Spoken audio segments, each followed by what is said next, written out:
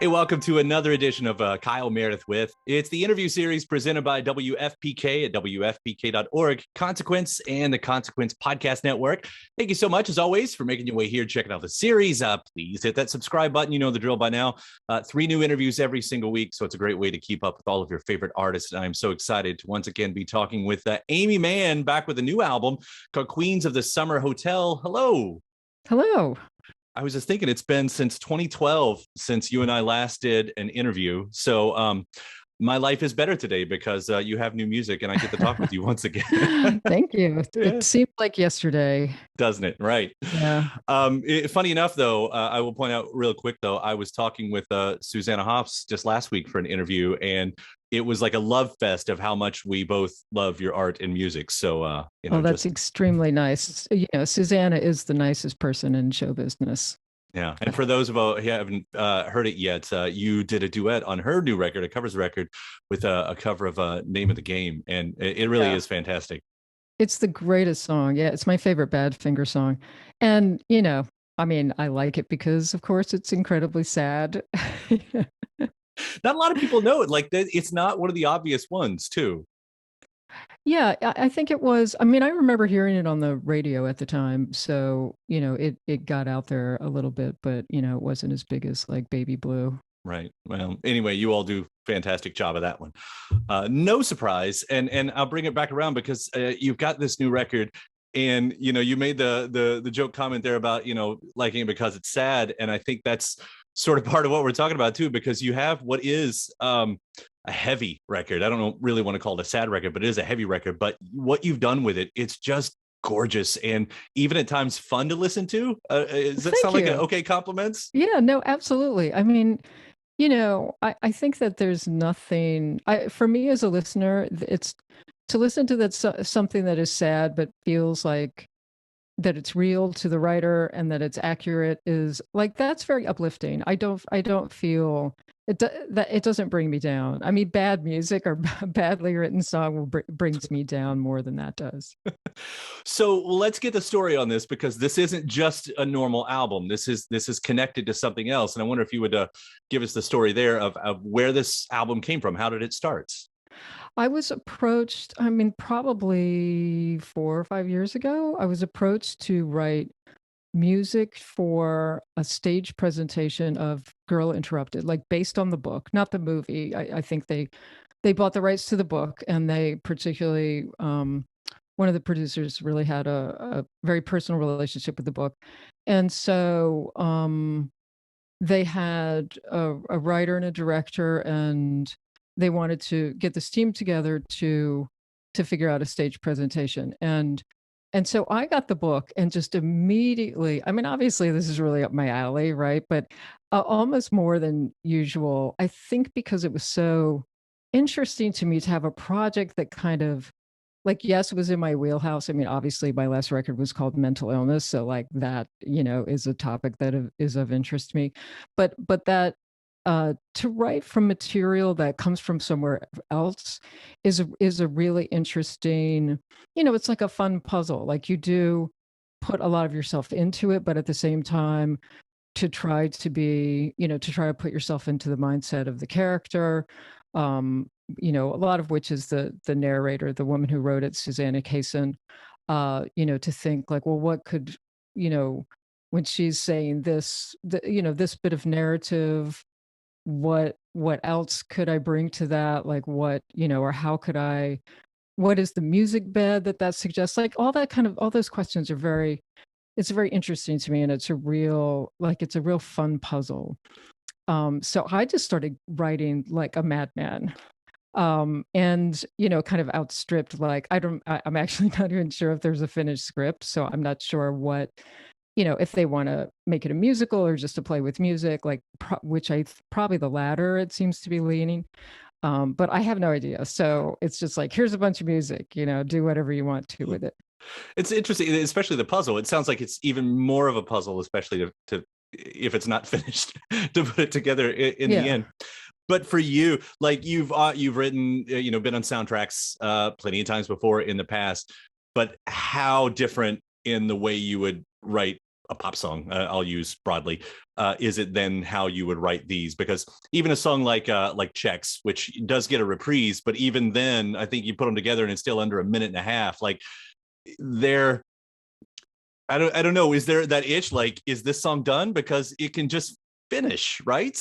Yeah, I like that, you know, there's some of them are very short, and and that's because you can flesh that out on stage. You can flesh that out with instrumental passages that have movement, or obviously if other things need to happen, if somebody else needs to sing or needs to sing something else, you can add to it. But sometimes I would write it and go, that's all this character had to say at this, like in this particular sitting. And they're like, that is very liberating. I think harmonically, I felt like I could try different things than I would usually. I wrote on piano, which I don't usually do. So, there's a lot, harmonically, it's more, they're more sort of seventh chords and ninth chords and that kind of thing. Because, mostly because I can't play, I can't play that on a guitar, like, because I'm not a very good guitar player. So, and also if I thought like, well, right here, it just wants to stop and have like a totally different tempo change. And like, that's not the kind of thing you do in a pop song either. So it was very liberating. Like, I could just do whatever I want. And also the idea that somebody else would sing it. So I didn't feel like I necessarily had to write for my voice. Oops. Like, and then, Right. then when I finished, had a number of songs, I was like, oh, I kind of want to make a record out of this. So I sort of, screwed myself over in that regard. Like, there's some things are like, oh, this is way higher than I thought I would ever sing. Well, since the book, if I remember, or at least the movie does, at least take place in the 60s, right? I mean, Yeah. how It's much 1968. Yeah. right? How much did the era then also sort of direct musically, as you're talking about like those minor notes and everything? But like, I was trying to remember what song, and I know I wrote, I See You. Like the mood of that is so perfect to me in that era. Like how much of that era directed how you wrote the music? It did. I'm not super great at writing. Like I can't necessarily replicate another era, but I can think about it and listen to that music from that time. I wanted it to sound like 1968, but not really rock music, like not rock 19, not Woodstocky, more sort of that Burt Bacharach, Jimmy Webb, like that. You know, that era, that and Sinatra, that was also going on. So there's kind of like a bossa nova, there's more, um what I grew up with, which we called more easy listening, but uh that the swing waltz is very Bacharach-y, and has filtered through me because I'm no Burt Bacharach, but that was, that's the kind of thing I was shooting for. I feel like you're pretty close to this era's Burt Bacharach in a lot of ways, but Thank you.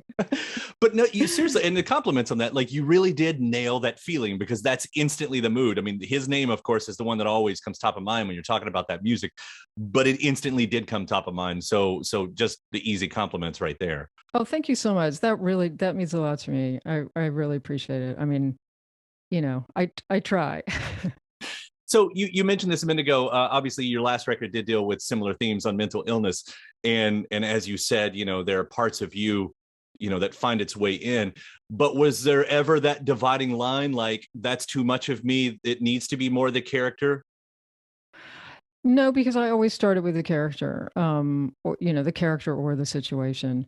And sometimes like the song Suicide is Murder, I wanted to put more of me in because um it does come from a narrative in the book, and where she is talking about her own suicide attempt and what she felt like her mindset had to be in order to attempt suicide.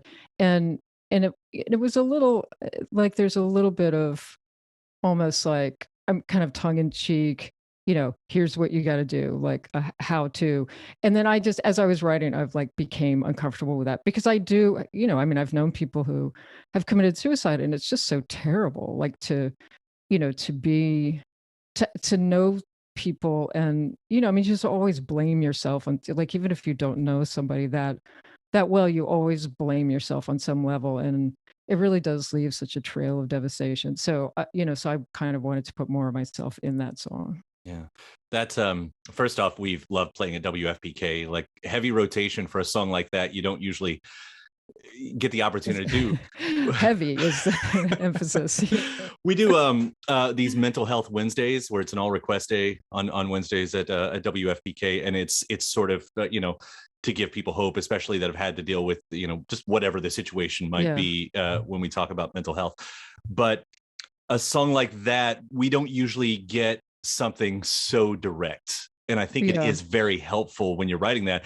And there was a review, and I apologize, I don't remember who it was, but they said it's almost like you had to separate yourself, like as the way you sing it, like there's distance from being Uh-huh. too emotionally invested, or whoever that is talking, I should say. Like, and I think you were getting at that, but as you're writing that, like, do you have to have that distance in order to write it in that way? I think that's probably easier to have that distance if you're starting with a book, or you're starting with an idea about what a character could be. I mean, not every song kind of comes directly from the book, but most of them. And so it's easier. I mean, and it's funny because I definitely have moments where I'm writing something thinking it's about somebody else, because it is about somebody else, and then suddenly realize, like, oh, this is exactly a thing I went through. Mhm. Um, so I mean, it is strange to have that experience. But the singing of it, my idea, my sort of concept of a singer versus a song is that that I'm telling the story and I want you to listen to the story. I don't want to be selling you the story and telling you how to feel about it by being really emotional. Um, or showboaty, because I feel like that gets in the way. And I just I want you to listen to the song. That's mostly, because I don't know, that's what I really like is I'm really into songwriting. Yeah. The singer is just kind of the messenger. Well, I don't know many people that could make the words premeditated, rehearsed tragedy catchy. What a Thank line. you. That's so funny. Yeah. And I don't know if you can spit, like, do you remember, like, when that happened, specifically, like, that line? Because I get really caught on that one every time the song comes on. Well, that is from the book. I mean, I think, and Suicide is a Murder is also from the book. Um, It's just that, when I read that, I was like, I have to put that to music, like, obviously. And I have to make that the premeditated, like, I have to make that work somehow. I have to figure out how to make that work. So, yeah, I can't take total credit, but, like, it definitely did not. There is something that's very fun in figuring out how to make something that does not sound at all like it should be in a song to work in a song. yeah. It's, again, just that little bounce just does everything for it. This is what it does. Um, Disassociation Mhm. is something that I just started learning about, actually, as the phrase and everything. What role does that play in the narrative? Because I also feel like we're talking a little bit about that when we were in Suicide is Murder. Yeah, there's an episode that happens in the book where Susanna Kaysen has this really severe episode of, like, depersonalization or dissociation, and something that I've experienced. So so there's definitely stuff that has come from my own experience. About 20 years ago, I spent some time in a treatment center because I mean, PTSD was my diagnosis, but it was really like an old timey nervous breakdown, sort of. And dissociation was definitely a part of that. So I 100% understood what that felt like, and what that dynamic is like. Yeah, a lot of artists use that whole line. I don't mean to paint that like negatively. They use the line that songwriting is like therapy, and I've been curious. Like, for you, do you see the songwriting actually help you with any of this, or is it more of a timestamp? I think that it's helpful to really describe what's going on, because there is, like, I've actually read this, that when you when you tell the truth about something, that there is like you get sort of, I don't, endorphins, that's not the word, or dopamine. I'm not sure what, like, but there is sort of like a chemical reaction that happens in your brain that makes you feel better. And I think that's what it is for me, that that songwriting is about describing, and describing sometimes a very complicated mindset or state of mind or feeling set. And the music is part of the description, right? Like when you have a piece of music and you're like, oh, that sounds like this thing that is happening to me, or this thing that I feel. And so it's very satisfying in that way. It's just to put a name, well, not even a name sometimes, but like you put an analog to it, and then you have this analog and you're like, oh, that's how I feel, this song is how I feel. It sort of sums it up, even if it's not describing what happened to you necessarily.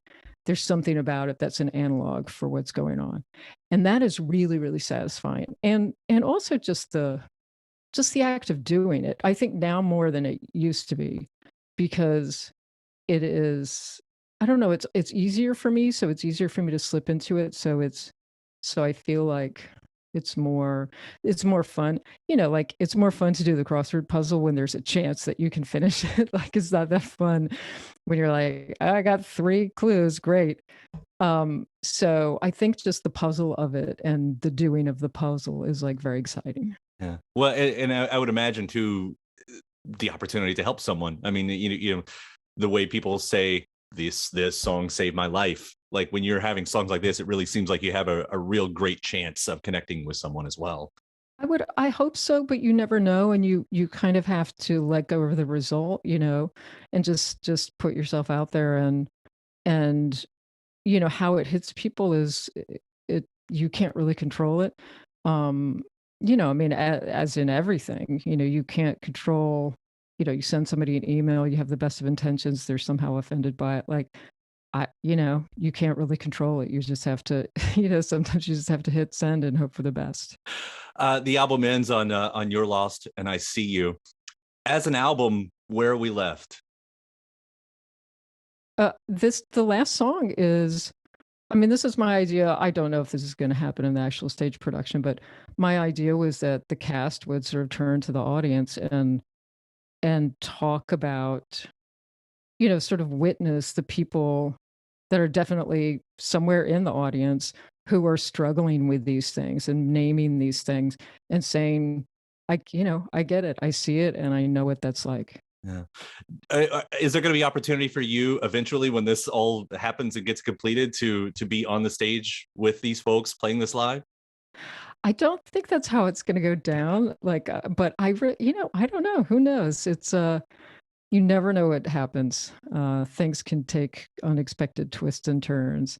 That would be very fun, actually, to do. And I've thought about having a stage version where I talk about the record and, sort of read passages from the book. But I don't know. And that, I also don't want to tread on the producer's toes, like, when they have their own thing going on. So who knows? It could happen. I Yeah. hope so. Well, either way, I'm looking forward to seeing how you do represent some of these songs live. I'm assuming they make them into your live show.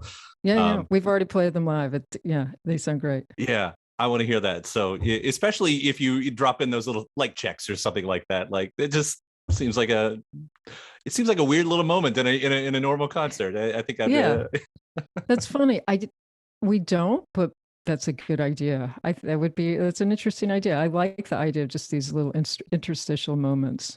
Right, right. Well, all of my compliments on this. Again, Queens of the Summer Hotel. It's such an interesting, different kind of piece, to jump into. And I know it, is not the typical album, but listening to it top to bottom isn't any different. So I do love it. Thank you. Thank you so much. I really appreciate it. Yeah, and hopefully it won't be another 10 years before we do this again. Aimee, thank you so much for taking the time. My pleasure. Take care. Right, take care. Bye.